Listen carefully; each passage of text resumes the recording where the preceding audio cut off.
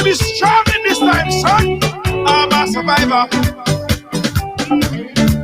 I will survive. I will survive. And I'm a firm believer. We'll forever strive just to stay alive. That simple means say nobody can hold me apart. Nobody can drain my energy. Nobody can turn me sick. I will let alone negativity. Nobody can hold me apart. Nobody can drain my energy. Nobody can. Nobody can. Everybody show me some strength. No weakness. Show me a lion bomb. Strength. No weakness. Show them who we are. Strength. No weakness. Show me a lion bomb. Everybody strength. No weakness. Show them who we are. Not when you're old. Your enemies, they must tremble. Your enemies, they must tremble. Yo, not when you're old. Everything has to humble. Everything has to humble. I'm a go-getter. I just go hard. I just go hard. And I'm a kind of fella. Put my trust in God. Put my trust in God. That simple means say nobody can hold me, man. Nobody can drain my energy. Nobody can turn me sick. I will not allow negativity. Nobody can hold.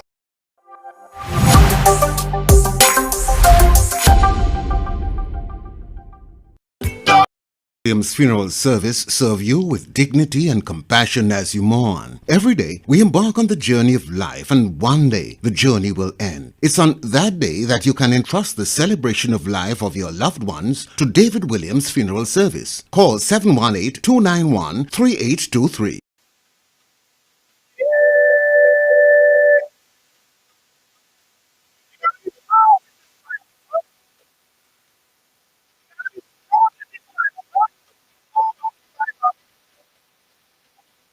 Hey, welcome on to that for today. It is Monday. Yeah, Monday on the ride. How you guys doing? As you come in, go ahead and share up the thing, share up the live. Make sure everyone is locked on, tuned in. You guys are hearing me well. Hey, good evening to you, Serafina. How you doing, Serafina? I see you. Let me take an opportunity to share up the live and put it up on my page, and because we have a lot to talk about tonight. We have a lot to talk about today, all right? This is a bombshell. This, ladies and gentlemen, is a bombshell information. Okay, the audio is echoing. All right, let me fix that. Stand by. Let me take care of that. Everything I promise, I'm a go-getter. I just go hard. I just go hard. And I'm a kind of fella. Put my trust in God. Put my trust in God. That's it. All right. Well, if you guys hear me better now, someone said that the audio was echoing, so I hope that was repaired, that was fixed. Let me know if you guys hear me fine right now. I sounding kind of muffled. Am I still sounding kind of muffled? Guys? Let me know if I'm still sounding kind of muffled. Before we start, I gotta check it out. That's something better now. Thank you. Lydia James, how you doing? Thank you so much. Wendy, thank you so much. Alicia Charles, how you doing? Thank you so much. Happy Monday to you. Happy Monday to everyone. Pamela, okay, Serafina, I'm feeling better now. Thank you so much. Hey, sometimes, Michelle, thank you. All right, cool. All right, guys. So now that we got that out of the way, now that we got that audio problem out of the way, let me have everyone go ahead and share the program again. Let me just share it on 2 more pages here, and then we could start the conversation. Patrice, how you doing? Thank you so much, Patrice. How's everything? How's the kids? Hope everybody's doing well. Hope everybody is doing well, Patrice. Share it here. Guys, today we're going to talk about a bombshell in this investigation that we was telling you guys about over the weekend. And I'm going to give you guys a timeline.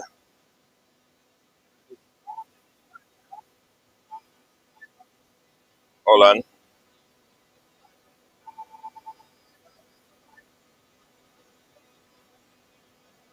Yeah. All right.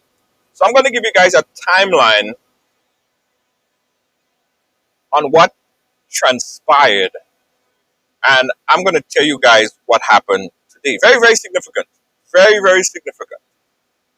And I'm also going to talk about the significance of this particular case and why it's important. It's so important to keep speaking about this, right? First, let me bring everyone else up to speed.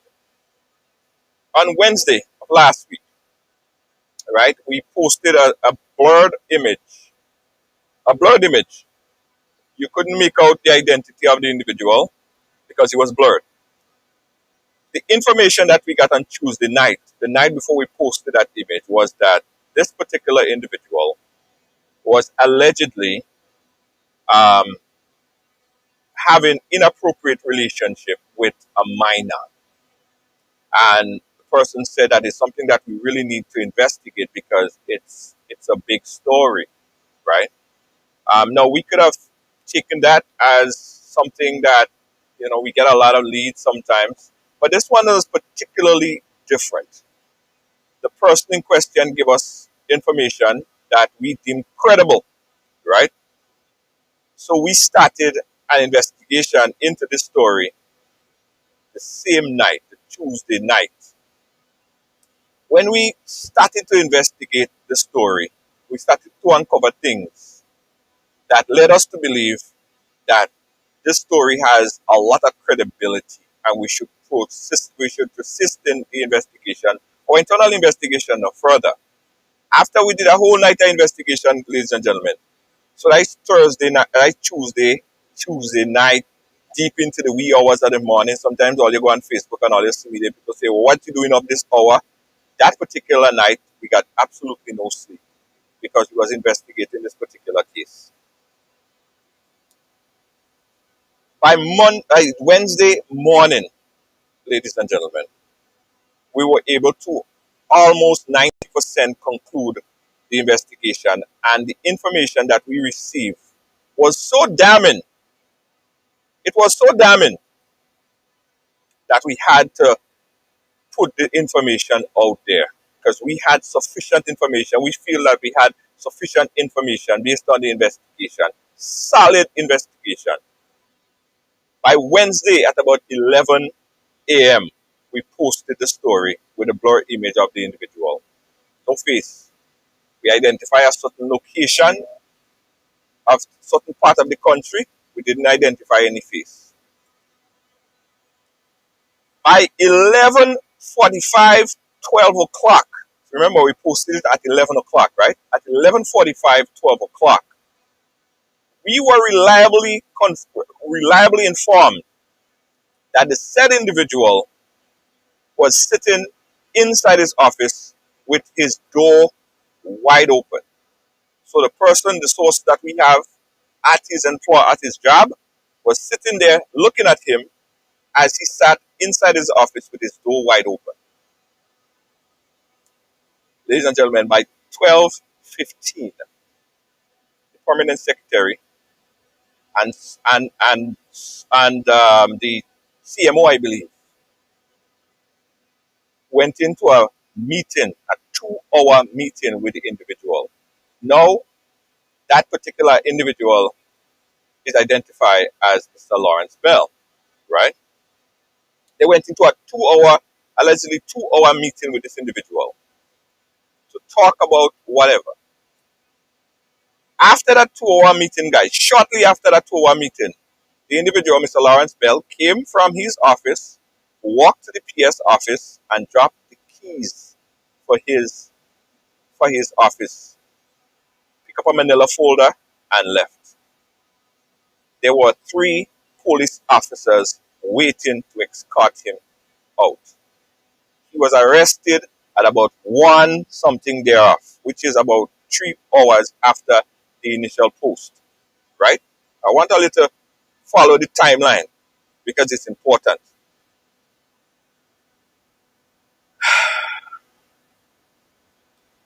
At about 2 that same day, the said individual, Mr. Lawrence Bell, was arrested and taken into Central Police Station. Later on that day, we learned of one charge against Mr. Lawrence Bell for incest. The following day, we learned of all of this stuff. It was published on a local newspaper that indeed he was arrested and charged for one count of um, incest. And those of you who don't know what incest is, it's like having sexual intercourse with a family member or something of that sort. I don't know the legal terminology, but it's somewhere along those lines. We tried many attempts and consideration for the now victim of this, a young lady. We spoke to a counselor, a teacher that is immediately in connection, in communication with the victim, because we was torn between what should we do? Should we publish this? Should we hold this? Should we not put it out there? What should we do? Based on information that we received from the counselor, from the teacher, we was told to slightly change the wording because we did not want to particularly identify the young lady at this point in time, which we did.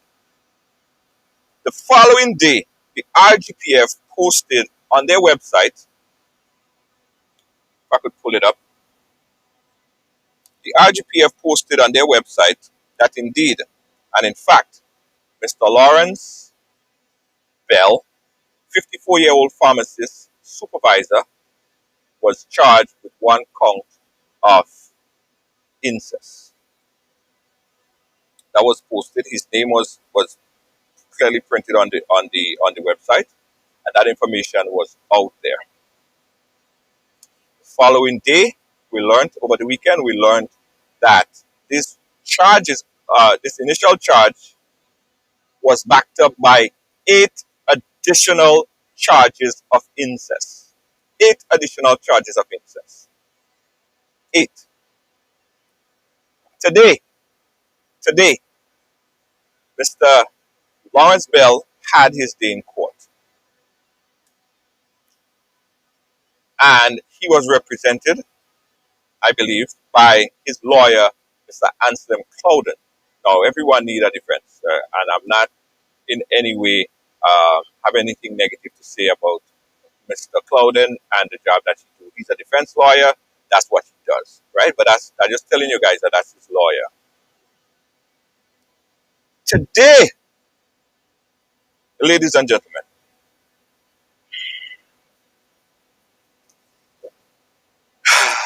Lord of mercy. Lord have mercy.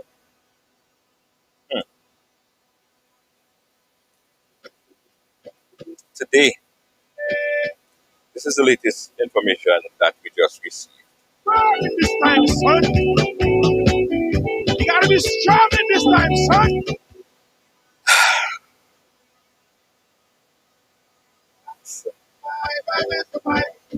Ah, Lord of mercy.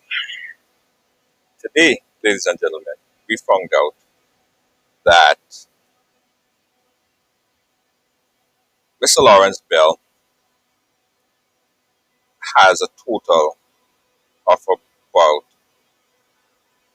18 charges. 18. 18 charges. Let me break down the charges for you. 9 charges of incest. 9 charges of incest. 5 charges of sexual assault. And 4 charges of indecent assault. Yeah. 9 charges of sexual assault and 4 charges of 9 charges of indecent assault, incest, sorry, 5 charges of assault and 4 charges of indecent total of 18, and it could be more. Some say 19.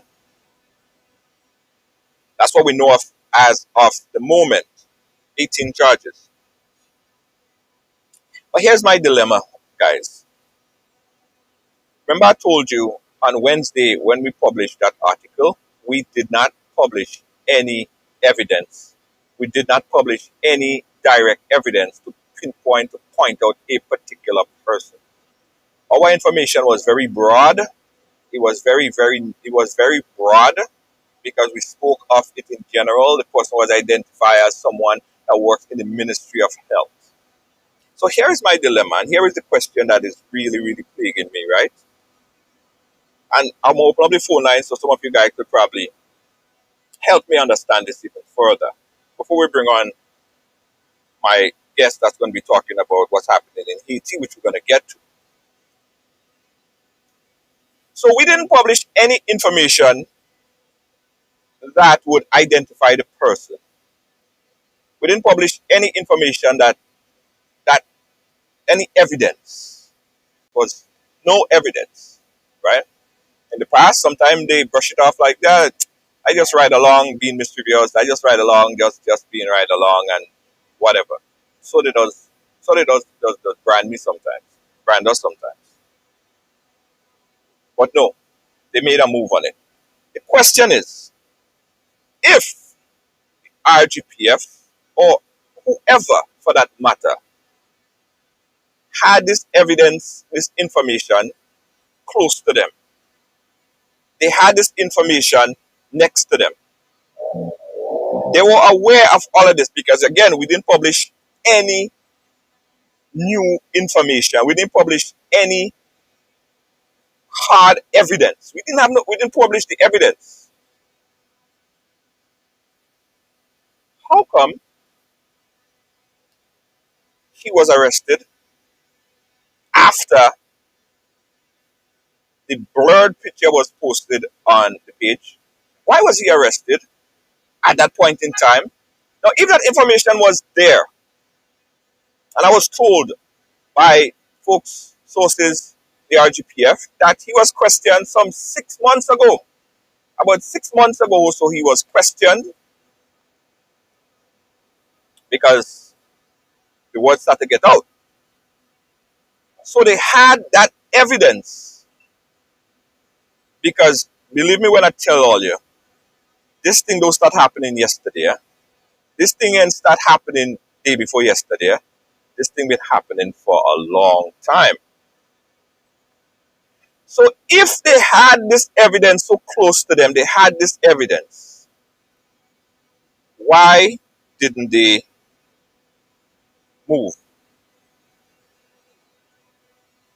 Why didn't they do something? Why didn't they arrest him before the story broke on Wednesday? Why? It seems, because if you follow the chronological order of how everything happened, right? It seems like this information was there and somebody saying, I hope and pray to God that nobody say a thing about this information. See, if nobody does say nothing, we ain't gonna do nothing, right? But I don't think anybody gonna say nothing. So we ain't gonna do nothing. So they held that information. It seems to me, and I don't know if it seems to you as well, it seems like somebody was holding on to this information and hoping and praying that no media house, no TV station, no network, nobody says anything. Because as soon as we said squat, waddly dat, diddly doot, well,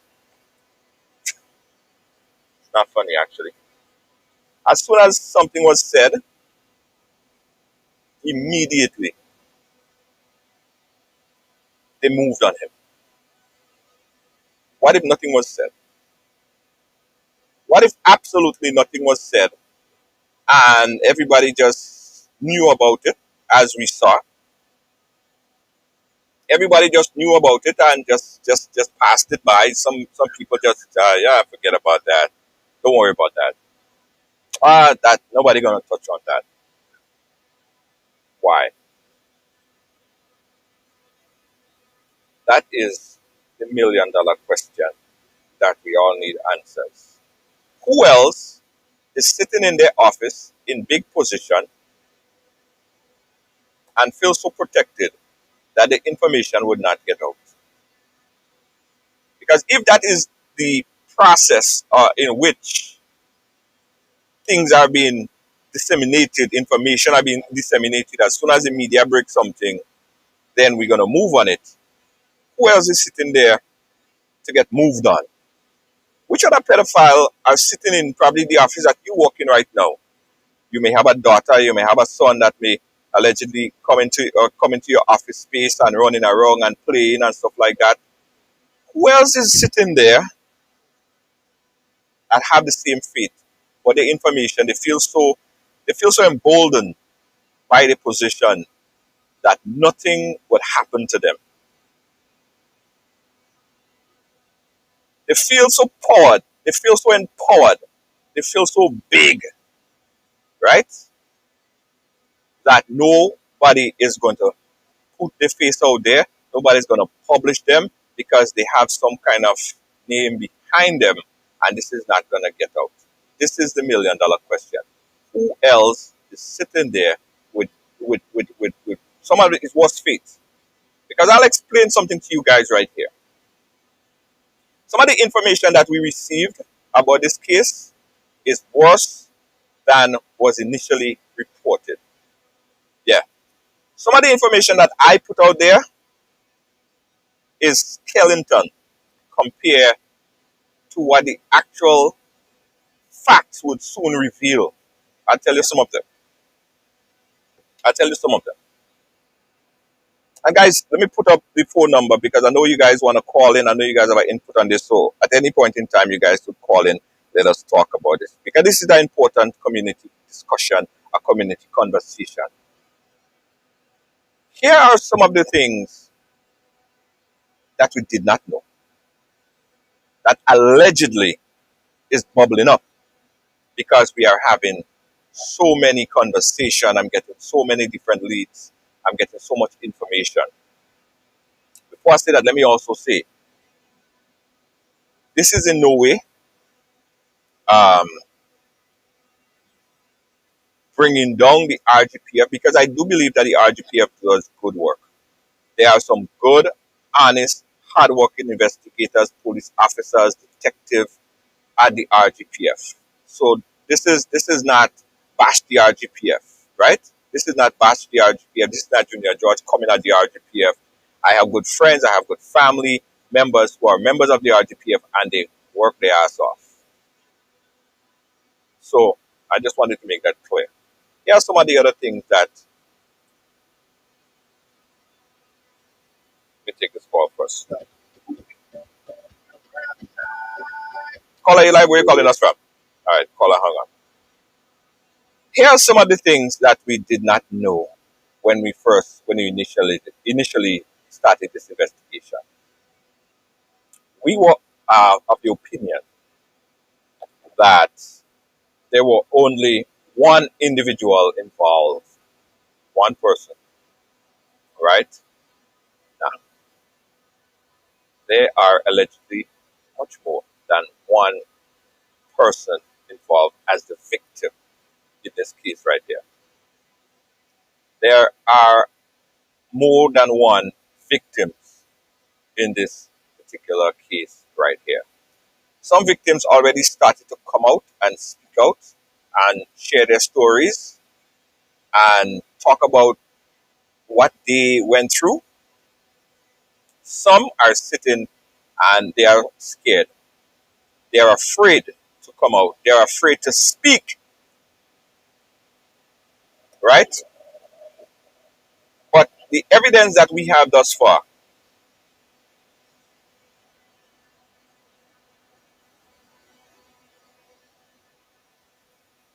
there are more than one victim.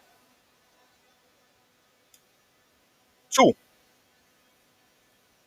We believe, and we have evidence to support our belief, that there are more than one alleged pedophile linked to the same exact case. We have allegedly information that we are working on, investigating on, that there are allegedly more than one person linked to this same case here as the alleged pedophile. There are more people linked in this particular case right here. And that, my friend, is a whole other level when you come and you take a look at it. There are a lot of big people that are involved in this particular case right here. When it busts, you will understand what I'm talking about. Yes. Now, allegedly, we also learned, telling all that I know, allegedly, we found out that there was some drugs involved, right? There were allegedly some drugs involved where possibly, allegedly, this individual was actually drugging some of his victims. So much so that they don't even know what happened in the past 5 hours, 4 hours of their life, of their time. You will go here, and next thing you wake up, you're over there. Allegedly, there was some drugs involved. That again is a whole other set of madness that all you go learn from this. So when we look at it and we see that there are 19, 18 charges, that's just the beginning of it. That's just the beginning of it. You start with one, now we're up to 19. And when the thorough investigation is completed, we believe, by the investigators, if they do a good job, and I believe that they will do a good job in investigating because everybody is looking at it, the world is looking. They will uncover some nastiness that you never expected that would have ever happen. Much less in a place like Grenada. People will be like, what? You are actually going to hold your head and bawl because you never expected some stinking nastiness could have gone like that in some about your backyard. It's dirty, it stink, and it's mad. It's crazy. It is insane what was happening here. Which leads us to talking about why we did it. Why we did it. Now, we got a lot of flack, and I said that on Friday. We got a lot of flack from individuals, people that are saying that we have to, and we were very insensitive because we never considered the victim. And for the people who say that, I say this. I understand where you're coming from. I completely understand where you're coming from. But I want to also reassure you that every single thing was done in our case here to protect that victim. As I said, including to speaking to some of the teachers that are immediately around in the circle, checking out the frame of mind of the individual. What is she? All of this stuff. We offered as well to provide counseling, paid counseling by us, if needed, to the individual. But it was absolutely necessary to break the story. Because if we didn't, we believe, and we have strong evidence to back up the fact that if we didn't, nothing would have been done with this particular case. We would not have been hearing about this nastiness. It would have been something that everybody going about a regular day. Because who would have talked about it? Who would have assumed? Who would have thought? Who would have wanted to break a story like that? Nah, everybody's scared. Everybody's scared to break stories these days. Right? We believe if we did not break this story, if we did not say a word, if we did like everybody else did, because this didn't just start happening yesterday, it would not have gotten out, and it would have been a regular day. It would have been just a regular day. That's why we did it. That's why we thought that we had to do it. We could have said, next story. We could have said, let's move on. It is, we hear this story so often. Let's just move on. We didn't. This story is going to uncover. This is a turning point, believe it or not. And that's why I'm spending so much time on this story right here. This is a turning point in dealing with alleged pedophiles and in dealing with stories that have as the top of the food chain some person or persons in high position that somehow feel like they're untouchable because of the position that they sit in, the influential position that they sit in. They feel untouchable. As I said Friday, and I'm going to say it again, this is it's another day. It's a different day. It's a whole different day. This is a turning point. And depending on what we do here, I think it would, people who are looking in, people who have been feeling like it's just going to be a regular day. They touch a little girl and they a 15-year-old, a 13-year-old, a 10-year-old, a 6-year-old, and nobody go talk about that because why? This one ain't go break it because how we go. This is a very pivotal point. That's why we need to get this information out and get this information out powerful and strong to tell the people, alleged pedophiles, wannabe pedophiles, sitting there right now, that your days are numbered. You will be uncovered. You will be publicized. You will be published. You will be shamed. You will be arrested. You will be charged. It's a whole different day. It's a different day. I'm going to take a few calls right now. Let me open the phone line, 718-701-5720. And the question is that we're going to continue to ask, what make these people feel like this would have never get out there? And some of the those cronies, I call them, they're trying to change the narrative. They're trying to turn around the narrative. Nah, it should have never been done because it's just an allegation. Of course, it's an allegation. It starts as an allegation. Nobody starts off being guilty. It starts off as an allegation. But the evidence is pointing. The evidence overwhelmingly. A blind man could see that. This. After everything is presented. The evidence is overwhelming and we shall see. We should see at the end of this that this story right here is going to be one of probably the nastiest or the worst story of sexual assault against a minor that we probably ever seen in our little Grenada, our little society, probably one of the worst of the Caribbean. We shall see that. I firmly believe that we will.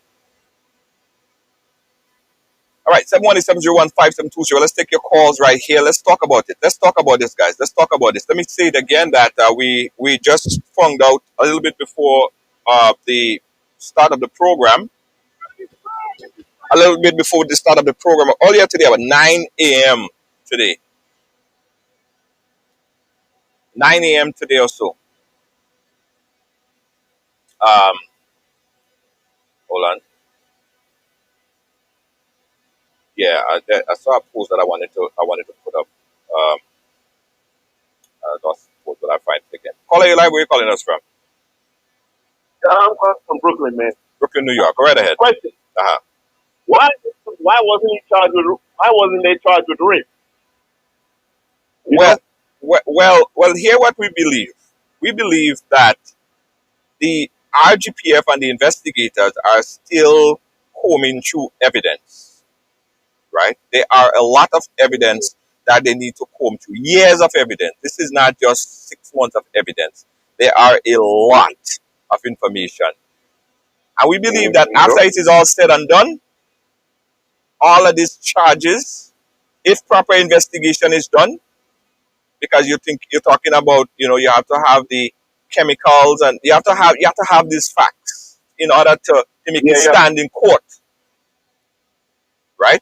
But we do believe if a proper investigation, and we believe that there will be a proper investigation is done, you're going to see a whole slew of new charges.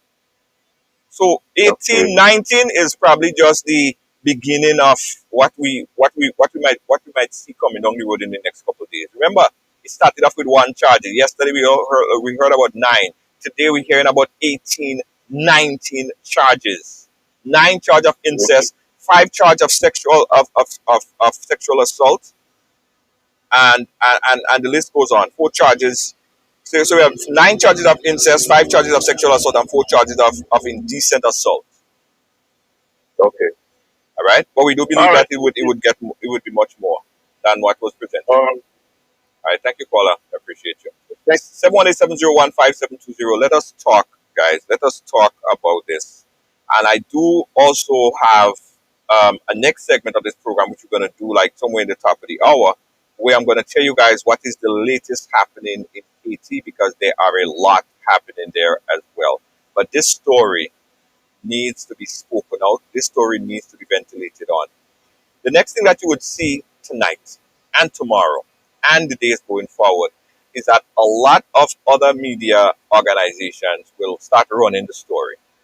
All right? A lot of other media organizations would start running the story. You would see it. People who neglected from posting it before would post it today. Check out all the news agencies, you'll see it. Right?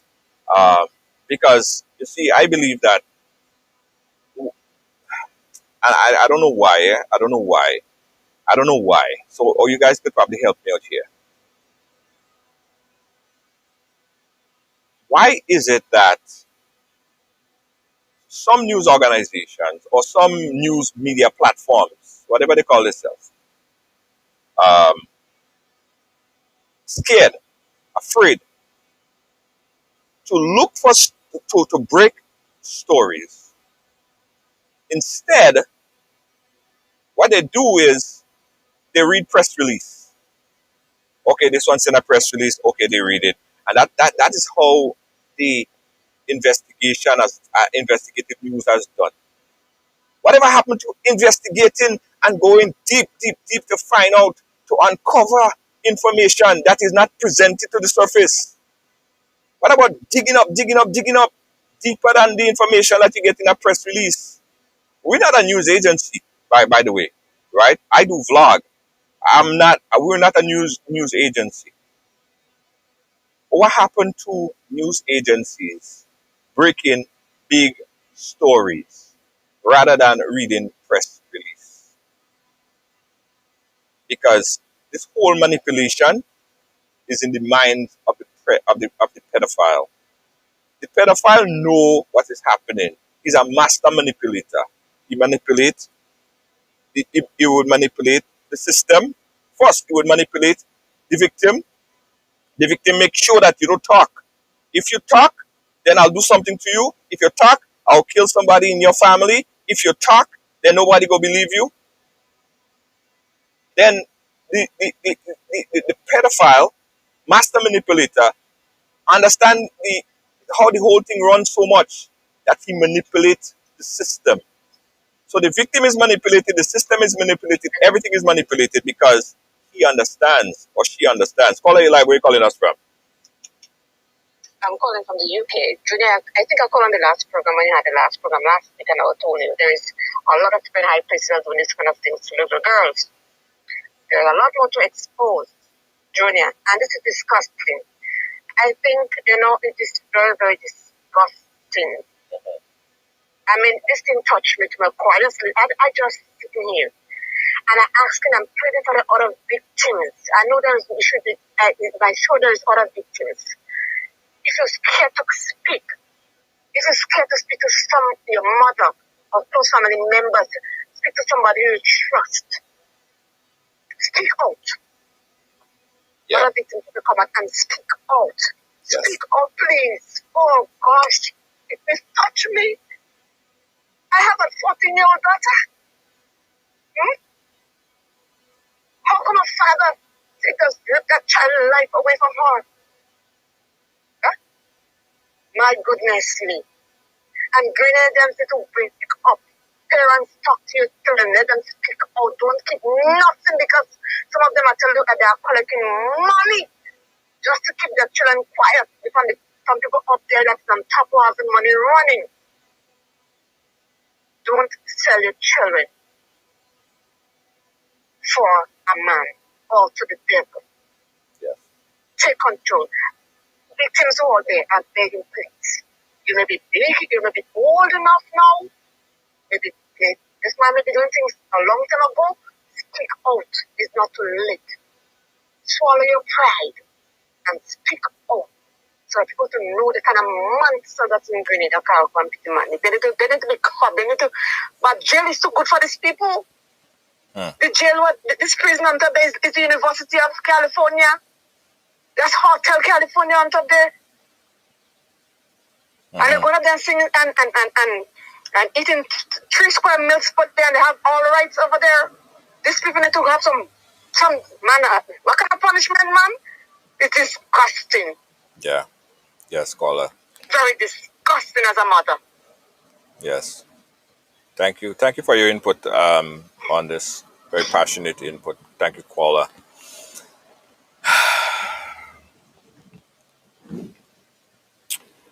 No, as a father, I have to also say this, right? That I firmly believe that men, fathers, we have to speak out on this as well. This is not just for mothers to speak out on. This is for men to speak out as well. That we need to send a strong message that this kind of things cannot be condoned, because we have daughters, we have sons, we have nieces, we have nephews. So we need to speak out. So let me speak a little bit on the victims, the other victims who have yet to come forward in this particular case.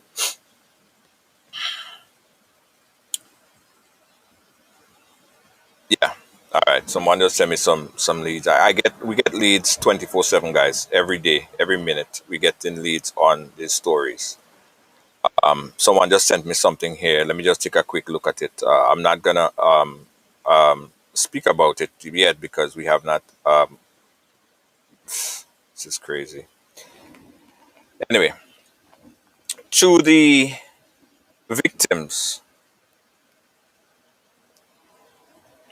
who have went through this, because remember I told you guys there are more than one. There are more than one, and there are people there that are yet to speak out on this because they're scared, and I understand. I want to make a call out to these victims who are sitting there right now, and you went through this situation and you're scared. Nothing is going to be done if you don't say anything, right? This situation is so damning that it would have continued if we didn't take the first step in bringing the story out there. So you have a very important role to play, because of what you could say or do at this point in time, it would help to ensure that justice is served. But if you say nothing and you sit on the sideline, we run the risk of not having all the full details, all the story, and all the story would not be told. So we call on the victims that are experience assault from this man in particular, or anyone for that matter, to come out and speak. You could go to the RGPF, you could go to the police, or you could speak to someone in confidence. You don't have to reveal your identity. You could send me a WhatsApp. You could send me a Facebook. The WhatsApp number is right there on the screen, and you could speak in confidence. Your information is going to your information, personal information, would not be shared, but we would send it off as a lead without your name or information, so it could be further investigated on by the RGPF and the investigative bodies that's handling this particular case. So rest assured that if you confide in me, in us, you send us a note, and you have any information that would lead to additional charges, solid evidence that would lead to additional charges on Mr. Lawrence Bell, alleged right now in 9 cases of incest, 4 cases of sexual assault, 5 cases of sexual assault, and 4 cases of indecent assault.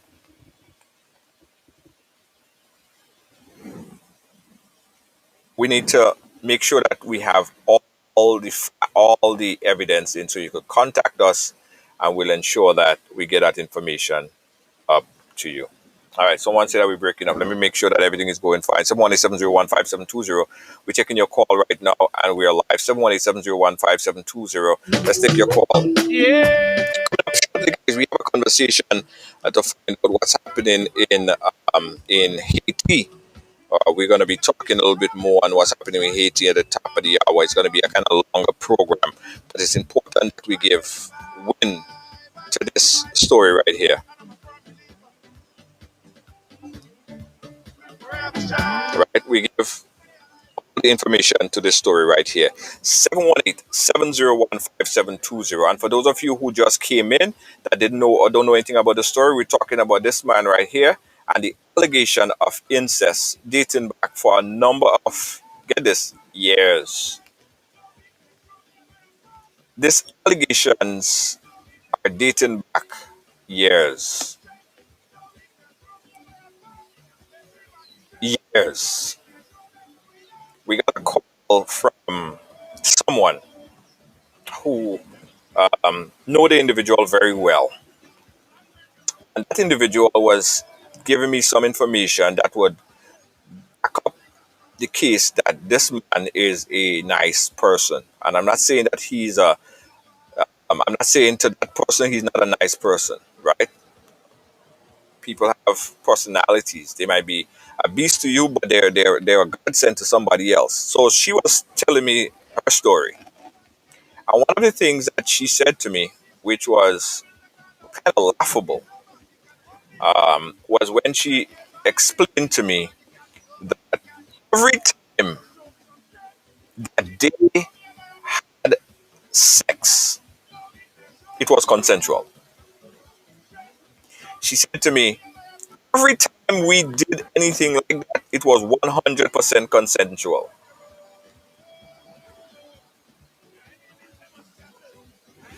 So I said, how old were you at that point in time? She said that she was 14 years old. So you all see what I'm talking about. I call it, a chain of manipulation. A chain of manipulation. A chain of manipulation. Just show me some strength. No weakness, show me a lion power. Strength, no weakness, show them who we are. Are we having some audio problem? Okay, let me see what's happening here. Let me see if we could fix this resolve the issue right here. We apologize. Let's take a quick commercial break, and we'll come back and fix the audio problem. Don't move. Welcome to TD Bank, where you'll find the personalized attention you deserve and the legendary experience you expect. Let's do business. If you are a medical or dental practitioner, contact me to hear about our tailored lending solutions for residential mortgages, equipment purchases, practice-related commercial mortgages and refinance. Visit me at 500 Baychester Avenue to hear more about our full range of personal and small business banking solutions. See you soon. Yeah. Hi guys, we are back. Hopefully you guys hear me a little bit better now. I know that you guys was experiencing some audio problems earlier. I hope that it was resolved. Let me make sure. I will survive. I will survive. And I'm a firm believer. All right, let me know if the problem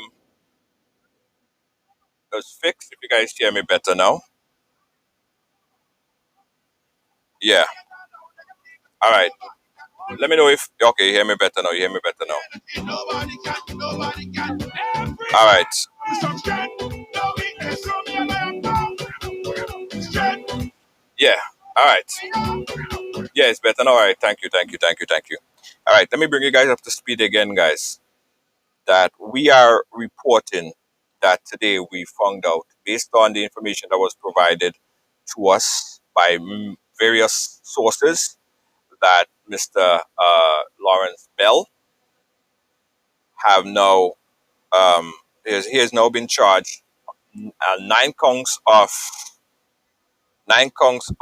incest, 5 counts of sexual assault, and 4 counts of indecent assault. We also do expect that these charges will be drastically increased within the next couple hours. We assume by tomorrow or so, there should be much more charges as it relates to this particular case. Mr. Bell, the story we broke on the ride along here on Wednesday. By Wednesday evening of that same day, he was arrested. And we were asking the question, a legitimate question that should be asked. If this information was available, why didn't someone act on it? Because we didn't provide any additional evidence. All right. We didn't provide any additional evidence to the case. We posted a blur picture. So that means that somebody had evidence. Somebody had all the information that they were sitting on and they failed to act. And as soon as the story broke, that's when they decided they couldn't hold that information any further. No one could protect him anymore. They had to do something now, and they did. A few hours after the story was posted, it wasn't a video, it was a post, we saw an arrest. Next day, we saw a charge. Today, over the weekend, we saw 8 additional charges. Today, we're hearing about 18 charges. And we have evidence to believe that there are more. Yeah, there are much more. How many more are sitting amongst in your office, in big position, that have similar fate? And it's just waiting on time, or praying on time, or hoping and praying that time don't come when they get revealed and exposed as this gentleman right here. There are a lot more. Don't fool yourself to feel like this is it, you know. Don't fool yourself to think, well, yeah, so we break and this is it. Everything is done. That is the big crab in the hole. No. There are bigger crabs in bigger holes. And to dig them out, it may not be as easy. There will be a lot of work, a lot of sleepless nights, and a lot of investigation I have to go in to pull out some of the crabs in this hole. Because trust me, them crab ain't gonna come out by itself. They ain't gonna just come out all by themselves. They had to be forced out. So we're tasked. All right. 718 7015720. I'm gonna just open up to take a few more calls. We have my brother Zeke.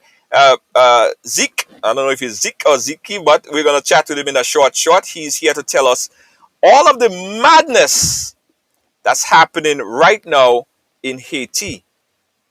People are saying Colombians, right? And other Spanish people that came in and assassinated the president. Zeke is saying he have evidence to believe that it is not. We're going to talk to him shortly. Let's open up the phone lines again. If you're gonna take, if anyone wants to call in and contribute, 718-701-5720. That's 718-701-5720. Your last opportunity to speak on this publicly, to share your information, to talk with us, to share your input. We're going to give you guys a minute again if you're going to call in and do that. 718-701-5720. We're talking about this case that surfaced and what has transpired over the weekend. Also, one other thing I hasten to tell you that today, after the case, he was remanded until Thursday, July 15th. He would appear in the St. David's Magistrate Court on the 15th of July. That's when he's going to make his way back to court again. He's defense attorney, Mr. Ansem Clouden. We attempted actually to get a response from Mr. Clouden. And we think that we will. We have a good relationship with the defense attorneys, and Mr. Clouden been on the program here a couple times. So I'm thinking, he shouldn't have no problem coming and talk about this case here. We'll try to get us sometime in the week so that he could give an opportunity to speak on this matter right here. Again, 718-701-5720, the 718-701-5720 as we uncover this case. And again, guys, look at the other mediums after this that has news, breaking news. You will see coverage upon coverage upon coverage of this now, because they was waiting for Ridealong to take the fall, or Ridealong to break it, or somebody else to break it besides them, because a lot of people knew about this. His employers, people knew about this. People obviously knew about this. No one said anything. So it's out there, so expect breaking news to follow. All right. Let's move on a little bit, guys, because it's important that we talk about everything, what's happening. Let's bring in my good friend. He's currently now in Haiti, and we learned of what's happening in Haiti, guys. We learned that just a few days ago, the president of Haiti, President Moise, was assassinated. And this man is an activist. Is also right now not in Haiti presently. He's on exile, or he's out of the country. He was a political prisoner, but he's here. He's an activist and here to tell us more about it. Zeke Petrie, tell me if I'm getting it right. Zeke Petrie. Zeke Petrie. Yes, thank you, Zeke Petrie, for coming and chat with us here in a very important day, in a news-packed day, to tell us about what's happening in Haiti. You've been very vocal. I've been watching your Facebook feed. You've been very vocal in what's happening in Haiti. Bring us up to speed on what's happening in Haiti, Zeke. I'm wearing black for a reason. I'd like to just send my condolence to the Haitian First family, the Moise family. It's unfortunate what happened. Going back to the morning it happened, I was in my bed with my wife and my new baby, and I was getting text messages right around the 4 o'clock hour. I just happened to be up because the baby was keeping us up. And so that's when it started. And it's from that point till now, it's kind of consumed me. As a matter of fact, my wife has been annoyed with me because this has consumed my life. And, we have little kids at home, so life is still going on. But trying to keep up with this story, everything has been happening so fast. And, whenever there's a crime scene, the first 48 hours are so key in gathering evidence at the scene. Well, in Haiti, I wrote a book, and I'll show it to you. I talked to you about it earlier. Yes. It's called Reach and Fall. I don't know if you can see that. But in my book, I talk about, in the country of Haiti, nothing is ever as it appears to be. And those absolute power corrupts absolutely. And the folks in Haiti that are in charge, there's absolutely no one holding them accountable. So the FBI is now in Haiti. And if they're going about their business the right way, there'll be 3 suspects from the top. One would be the prime minister that was on his way out, Claude Joseph. Moise had just was bringing in a new prime minister who was yet to be sworn in, Ariel Henry. And so he's automatically a suspect just because of that.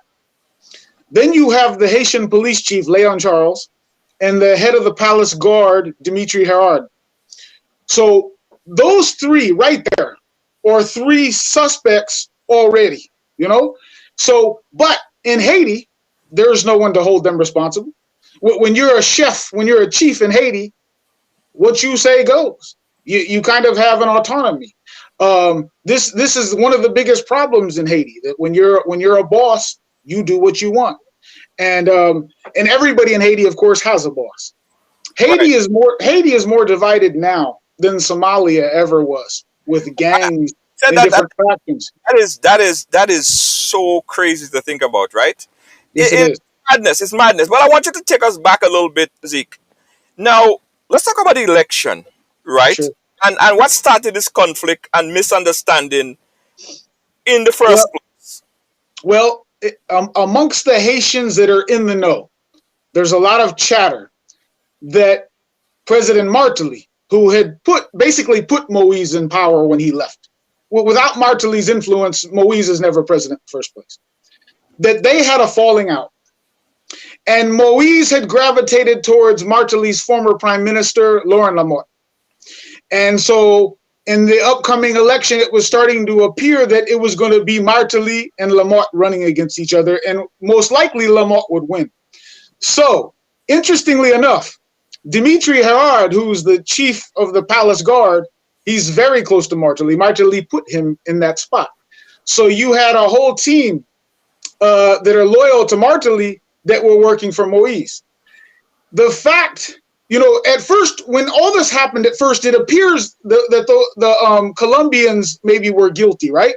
Posing as the DEA.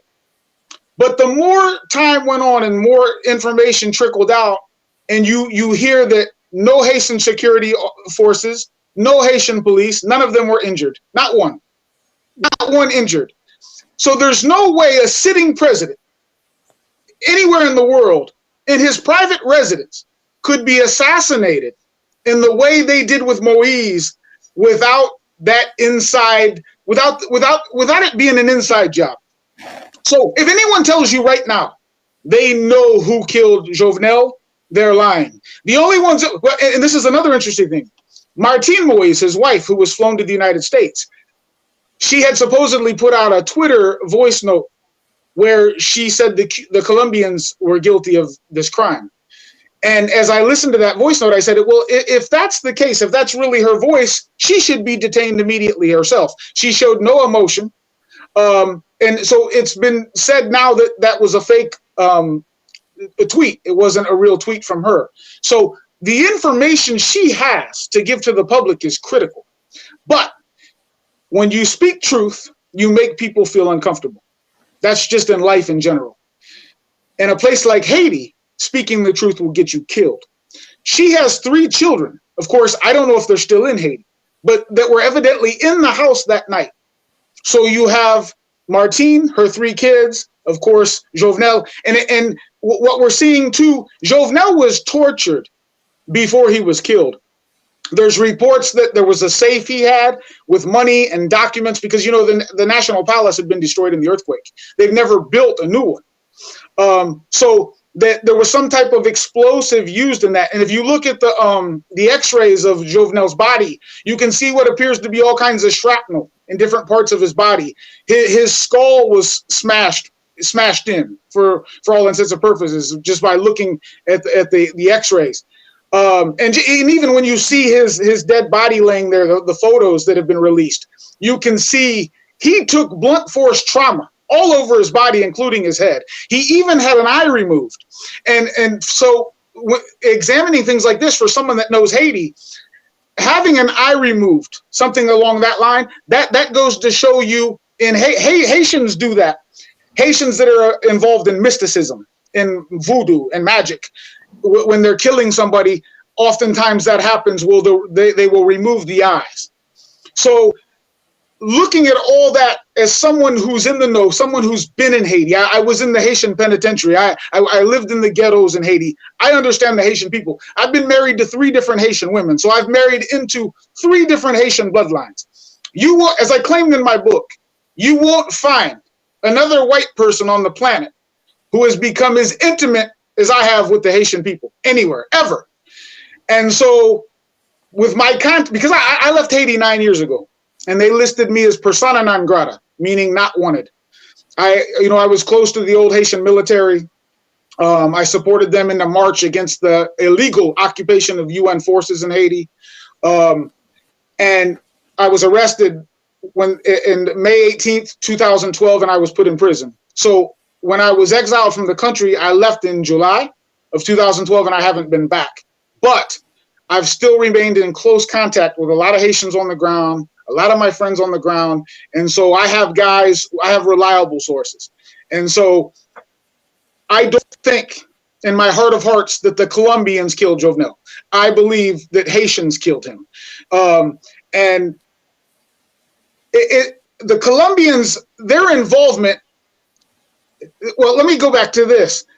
Dr. Sanon, a Haitian doctor in Miami, now Yes. they're saying he was involved with the young man Solange, who was an American citizen.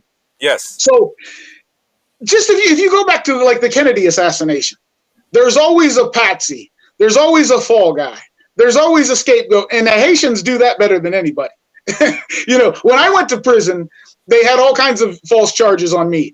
Jimmy Cherizier, Barbecue, who's one of who they call a gang leader. I don't see Jimmy as a gang leader. I just see Jimmy as a leader of men. But Jimmy leads the G9 in Haiti. Guys like that, I support because the propaganda machine in the media, even the Western media, Haitian media, if they seek to destroy you, they will devour you, and then the public opinion about you will be swayed. So Jimmy was destroyed by that propaganda machine. But at this point, Jimmy. Don't lose your train of thought. You said about you spoke about the Haitian doctor with Florida connection arrest. We learned that he was arrested in the assassination plot. Is there reason to believe that he is directly associated with the assassination of the president? Well, supposedly Sanon, he had the title doctor, but nobody can find any paperwork or where he went to school to gain that title. And so a lot of times, especially in Haiti, people will have titles that they don't really deserve, and so Haiti's like the wild, wild west. Anything goes. But this guy evidently made $60,000 a year. He's a Haitian pastor. And he was in debt $400,000. So there's a video circulating in the Haitian political WhatsApp groups of Solange and Sanon together in a meeting with what appears to be maybe Spanish-speaking guys. I'm not sure. But so the plot thickens. I mean, there's so many different. Jovenel Moise had so many enemies and so many people who wanted him gone. And sometimes that goes to show you, well, if that's the case, then he might have been doing something right, because when you work tirelessly for the poor black masses, nobody cares about the poor black masses. The mulatto bourgeoisie class in Haiti, they've never learned to share. They've never learned to share the wealth and a bigger part of the pie with the black Haitians. But to me, it's not. You can talk about the United States, the Canadians, the French, the United Nations, the mulatto bourgeoisie class, and all have hurt Haiti in all kinds of different ways. But for me, Haiti's biggest problem and what has led to Haiti's destruction, and you could even argue the destruction of black people all over the world, from the United States into Africa. There's a movie called Django Unchained. Samuel L. Jackson, Jamie Foxx. Samuel L. Jackson's character, Stephen, I could call him the Uncle Tom House Negro Stephen. There are hundreds and thousands of those guys in Haiti, and they have been responsible for the destruction of Haiti. And in an intimate conversation with Jimmy Cherizier several months back, he said to me, Zeke, this country, the way things are going and running at this time, that we are en route for a 1994 Rwanda all over again. Because there are Haitians in Haiti, like the Black Stevens, a lot of the bourgeoisie class, that if they are allowed to remain there, Haiti will never change. Now, just like there are a lot of Haitians that use voodoo for ill will or bad towards other Haitians, just like there are a lot of Christians who pervert Christianity and the gospel. So not everybody. There are good white people, there are good Americans, there are good black people, there are good Haitians. But in a place like Haiti, where everybody is so desperate, it is dog eat dog. And the Duvaliers, Francois Duvalier, I always say Francois Duvalier, he led Haiti the way he did for a reason. Because the American forced democracy on countries like Haiti does not work. It doesn't work. The Americans are always trying to meddle in countries like Haiti. And of course, you know the track record. It doesn't work. So Haiti was not ready for democratic government in 1986. It's no more ready now. Yeah. Haiti needs someone who is fierce, a fierce leader, and who will bring order. And sometimes in bringing order and doing what's best for the larger community, sometimes there are certain people that can't be there any longer. And there are a lot of them. And let me tell this, the Haitians are really upset towards the mulatto and bourgeoisie class. Especially, when they're rounding up the Colombians in the first 24 hours, everybody's angry because, who comes into a sovereign country, into the private residence of a sitting president and assassinates them? So naturally, we're angry at the Colombians. But the more things trickle out, you say, man, this doesn't add up. So for me, I don't believe the Colombians had anything to do. I think the Colombians, if they were involved, maybe they thought they were going to arrest Jovenel, not kill him. But for me, no one can tell me any different. I believe that Haitians killed Jovenel. There's no question in my mind about it. Let me just say this and update the folks, guys. We're talking right now about the assassination of Jovenel Moise in Haiti, the president of Haiti. Right now, Haiti is on turmoil. I've spoke to another source on the ground. It is crazy over there. Since then, we had about 10 or 12 additional killings of military personnel, other persons that are somehow are unrelated to it. The place is on turmoil. And we are going to continue to follow this story right here.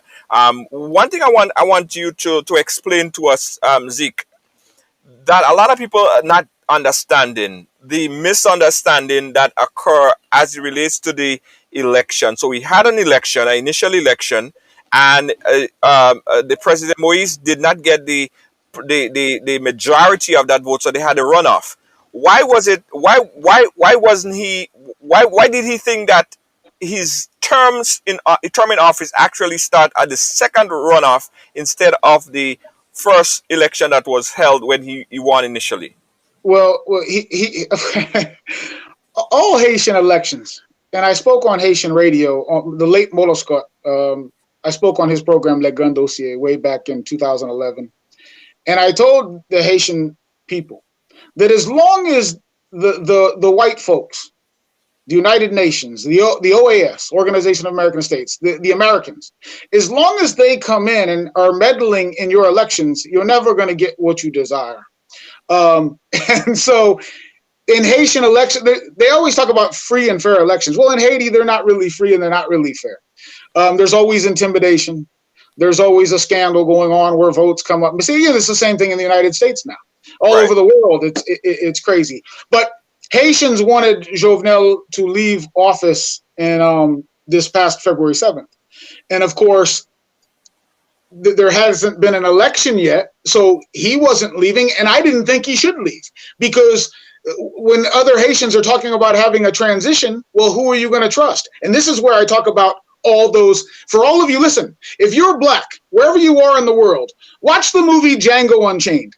And look at Samuel L. Jackson's character, Stephen. And there are hundreds and thousands of black Stephens all over the world. And it's because of those black Stephens that the black community can never come together and stay together to fight off the imperialists. That's just facts. So I didn't think Jovenel should leave anyways, because who's he going to leave? Is he going to leave? Is he going to leave just to be replaced by another criminal?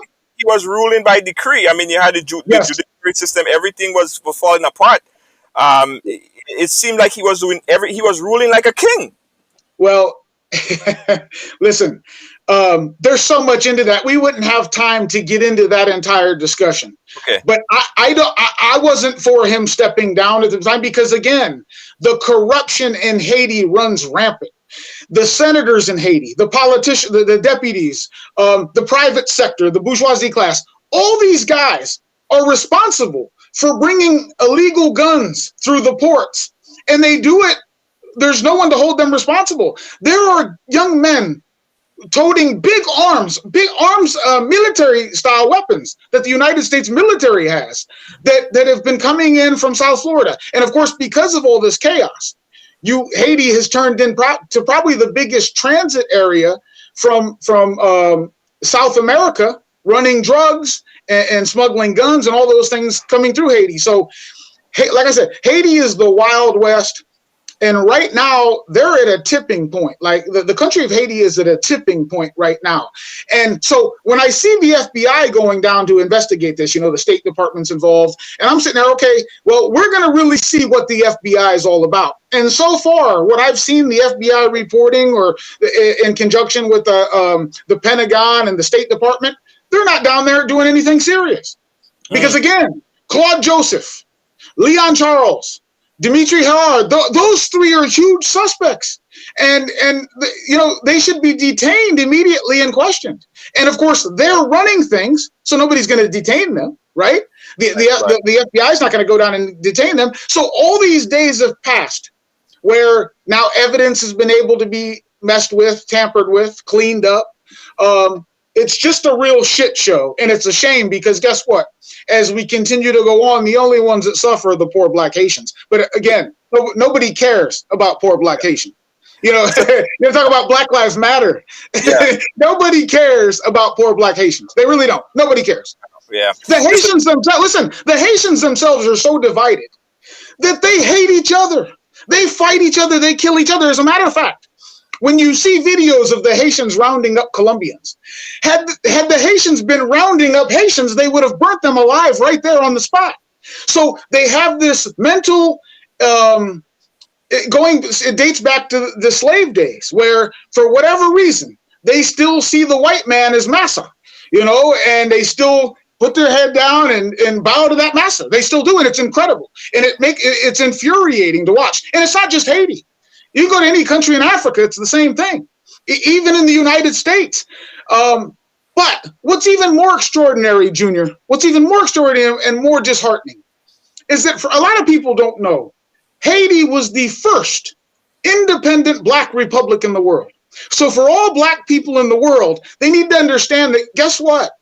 That freedom that you enjoy today started in Haiti. That's where it started. And they're the first people on planet Earth, white or Black, that won their freedom through a successful slave revolt. So you want to talk about a proud people. So the rest of the world never forgave Haiti for that, because Haiti winning their freedom against Napoleon basically destroyed and wiped out slavery.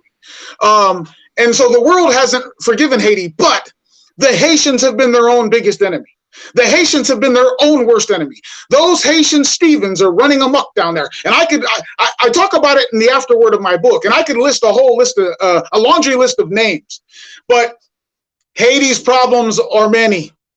And if you get in the guys in charge down in Haiti, you can go on all four quarters of the country, and there's a chief running stuff, and if you try to mess with their agenda, if you try to do something good for the poor Black masses that will benefit them, you will end up dead. You will end up dead quickly. My wife didn't even want me coming on here to speak because she knows there could be ramifications for that, for us, for our family in Haiti. When you speak the truth, people want to hurt you. But as far as the elections and Moise not stepping down, listen, if people think Moise is a criminal, anyone taking his place is a criminal too. Because down there, all those guys wearing vests, they're bandits, they're criminals wearing vests. They always talk about the bandits in Haiti and the gangs and all that. Well, the gangs and the bandits, the big ones, are wearing suits and ties every day. They're wearing them in Haiti, they're wearing them in Washington, D.C., and people never hold them accountable. Listen, we have to end this segment right here, right? But sure. I promise you that we need to really explore the geopolitical situation that is currently in Haiti. It's a lot to discuss, it's a lot to digest, but I appreciate you coming in and just shedding some light a bit on what's happening in Haiti, and promise that you will continue to give us information as it relates to Haiti. We're going to be following your page. Where could we get more information from you? Well, if you want to know about Haiti, you want to get that book. It's on Amazon. It's on Amazon right there. Okay, all right. And what's the name of the book? Reach and Fall by Zeke Petrie. Reach and Fall by Zeke Petrie. It's on Amazon, yep. Want everyone to go and check that out on Amazon. Zeke, we're going to keep in touch, my brother. We appreciate you so much. Yes, sir, George. Take care, brother. Thank you so much. Thank you. Junior Messi, thank you. Absolutely. Merci. Yeah, guys. So there we go. Zeke Petrie, he's an activist in Haiti. He's an activist. Very, very, very focused on what's happening in Haiti right now. And we like to talk perspective. So during the week, we're also going to have someone else coming in to speak to us from the other side, other perspective of what's happening. Zeke is saying that in all that has been published, in all that has been circulated on international media, he don't believe that the Colombians assassinated the president. In fact, he do believe that it was set up by the Haitians themselves. We're going to find out and keep talking about this. Also, guys, I just want to bring everyone into perspective of the big story that we're following, that we're talking about. And I'm sure if you turn your program to later on, if you turn your program to any one of the networks, that's going to be the big topic of the day and for the week, most likely, because this information will continue to climb and continue to climb. Here we have an alleged allegation of 9 cases of incest, 9 cases of incest, 5 cases of sexual assault, and 4 cases, 5 cases of sexual assault and 4 cases of indecent assault against this man. His name is Lawrence Bell. He's a pharmacist supervisor, right?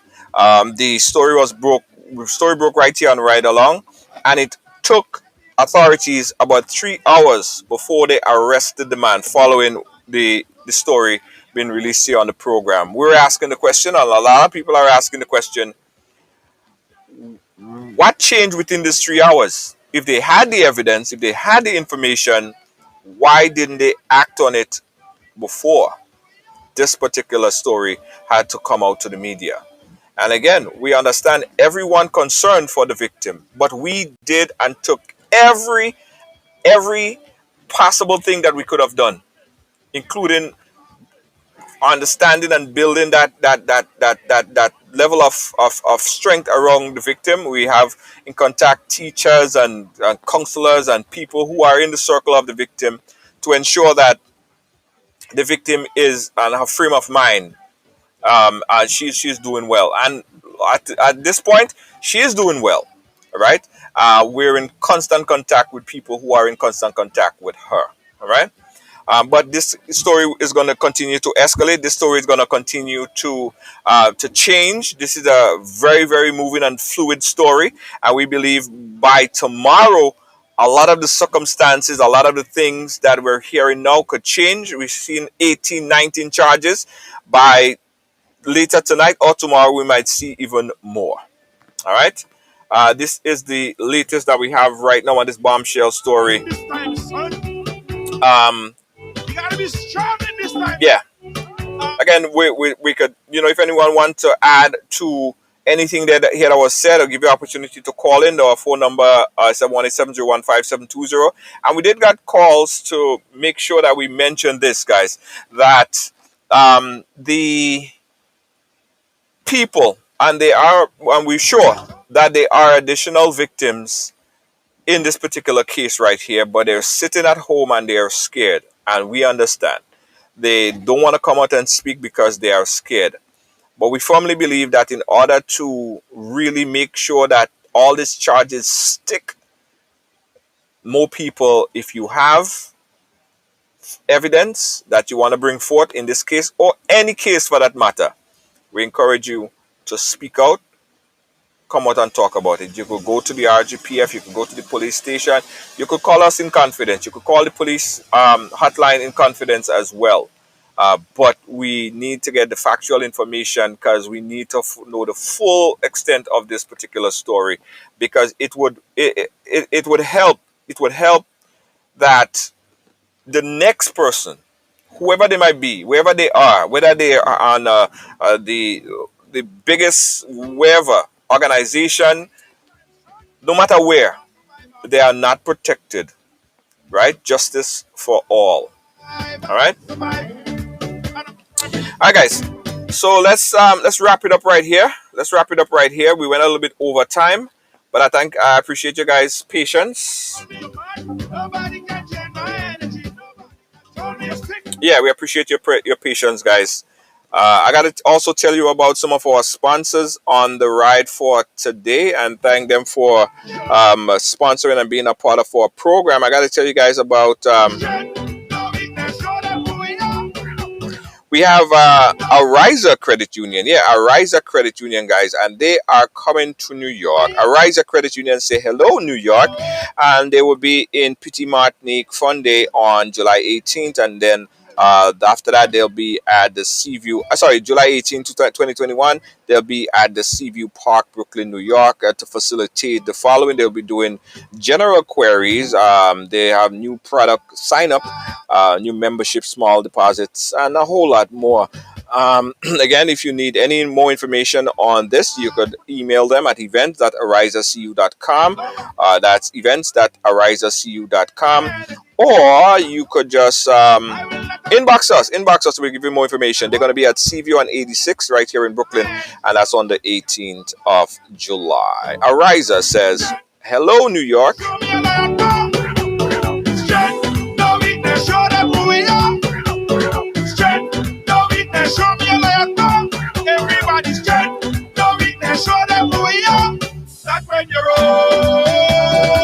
Also, guys, we got to tell you about going over and subscribing to us to our channel over there on YouTube. Right, go over and subscribe to us on YouTube. Just click the link. I believe the link is pinned at the bottom. You can go and subscribe to Ridealong. Yeah, and support. We're also asking you guys, listen, we need every bit of support possible. You understand what we're dealing with? It's hard for the people in general. It's hard for the advertisers. It's just a difficult situation. So listen, we encourage everyone to click that link right now and subscribe to us over there on YouTube. Subscribe to us our channel over there on YouTube. Also, guys, we're live 24/7 on riderslive.com. So you can go over there as well and watch our 24 hours of broadcasting at riderslive.com. Check us out on riderslive.com. 24 hours of programming. Also, if you love the program and you want to donate, you could go ahead and do that right now. The link is pinned at the bottom. Support. Thanks again for watching, guys. Thanks for the patience. We went over about a whole half an hour. Word from our sponsors, and we'll catch you guys again tomorrow. Peace out. Bye-bye. I will survive. Feeling hungry, grab a snack. Caribbean food delight. Jamaican patties, light and flaky. Caribbean food delight. Taste the difference. Caribbean food delight. Grab a patty, take a bite. Caribbean food delight. Quick and easy, grab a patty, take a bite. Caribbean food delight. Oh yeah.